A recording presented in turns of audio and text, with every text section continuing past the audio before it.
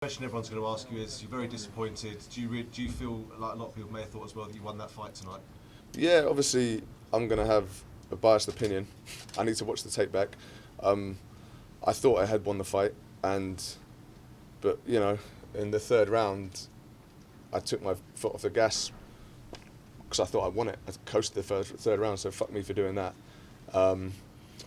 My instinct when he was the credit to him, he was still coming, trying to push the pace. My instinct was I wanted to stand and have a fight with him, but my brain was like, you've got it in the bag, dance it off and win a decision. So serves me right, because that isn't really my philosophy about fighting. I treated it too much like a sport. Having said that, I wasn't totally happy with my performance. I should have done more damage in certain spots and taken advantage of the dominant positions I had. But I do think I did enough. Yeah, but that's the game. What were your thoughts on a judge giving Fabian 30-27? Yeah, that I don't understand it. I don't understand the 30-27. I don't know what fight they were watching. But again, yeah, I don't want to be going to the judges anyway. And if I'm going to go to the judges, I want there to be a bloody mess in front of me. So. Credit to Fabian as well. Obviously, as you all know, I don't like the guy, but he did show he is the real deal. He is a real fighter, and he went out and trying to push the pace, trying to win the fight. I don't think he did, but obviously the judges, two of them saw differently. It looked like you were looking to sort of close the distance and sort of smother his strikes. Certainly through the first 2 rounds, and you were wearing on him quite a lot against the cage. Was that a main part of your game plan? Try and sort of sap the energy and look to get him later in the fight? Yeah, well, yeah, I wanted to put that pressure on him and be inside that kick range. I think I dealt with the threat of his kicks well. They didn't bother me. His backhand uppercut landed a couple of times, which annoyed me. I think I should have been more confident with my own hands in the pocket instead of maybe I smothered him too much. I could have done more damage with my own hands in the pocket, rattled off some shots of my own, and that would have made me look. Maybe I'd need to watch it back, but maybe that would have made me look more aggressive, more dominant. Does the fight need to happen? Does a rematch need to happen immediately? Like, do you feel as though that's something that, because a lot of people are complaining and thinking it was very close, do you think that the right choice next is to do it again? I'd love that rematch. I think Fabian might have even asked for that rematch as well. Whether Bellator allows it is another thing, but I think I overheard David Green saying that it's on the cards. Obviously, yeah, next fight would be great. Depends what the fans' appetite for that is, but yeah, I the list. Unfortunately, the list of people I need to get back has grown by 1. So I've still got to get Costello, and now I've got to get Fabian as well.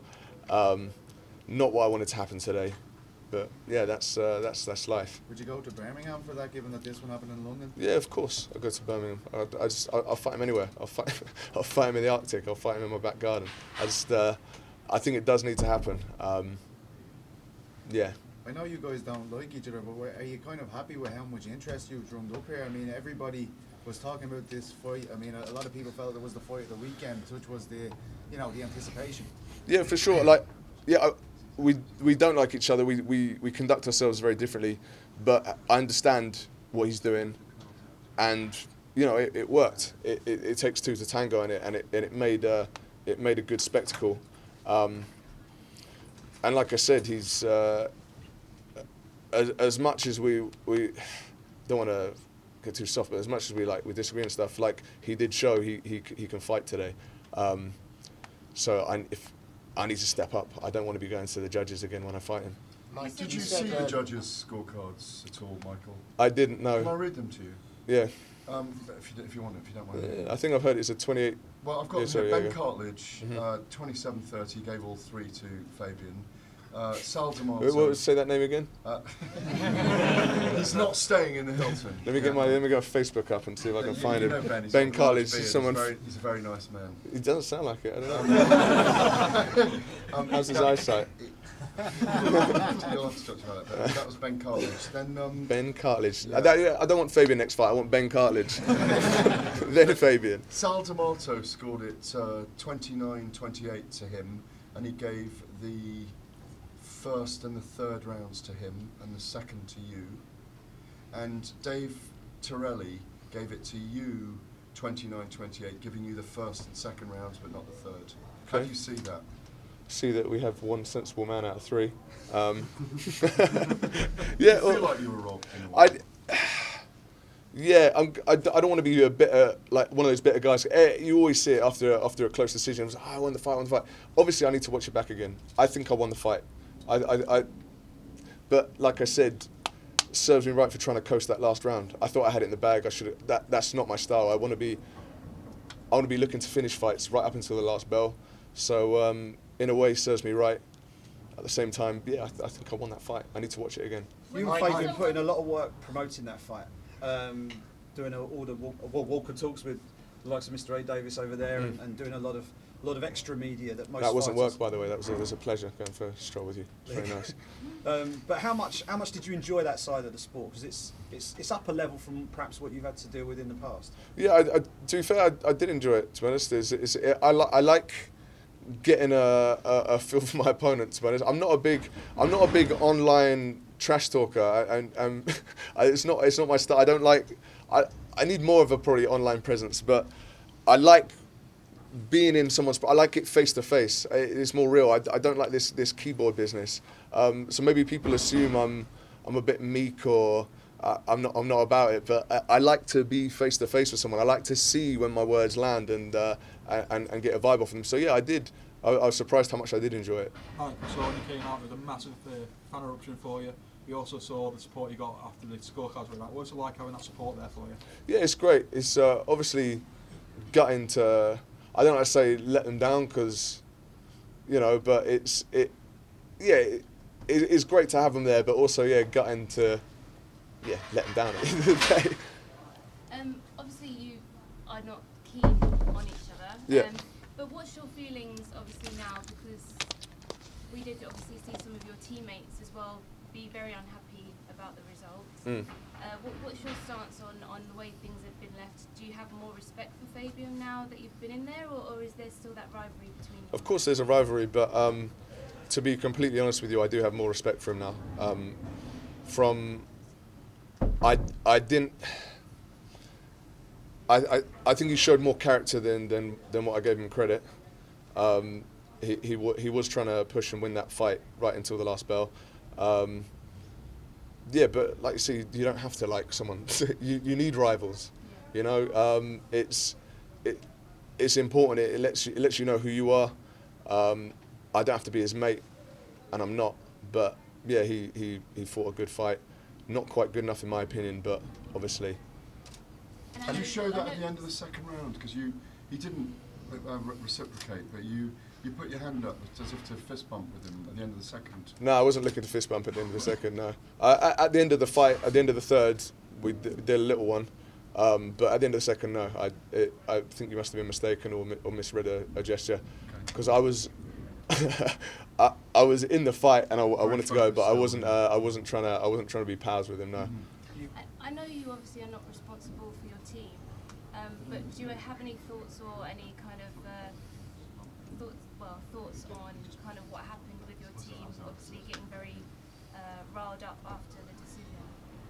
I didn't see what happened, but do you want to explain to me? I didn't see it. Well, we had a couple of guys just kind of storm through. It looked like they were trying to get to maybe Fabian's team. There was a little bit of a scuffle, maybe. Maybe not my About team. 5 or 6 guys rushed the media area and jumped the railings. When Fabian jumped the cage, they obviously thought they were jumping. He was. Oh, they thought it was a fight kicking off. A few of you guys jumped over and Okay, knocked a lot of stuff over. that sounds like a misread of intentions. Fabian was celebrating, and as you kind of saw throughout the week, we've all got each other's backs 100% at Shoot Fighters. So they wouldn't have been trying to stick on him because of the decision. They must have misread what he was doing. They must have thought he was coming to try and start something.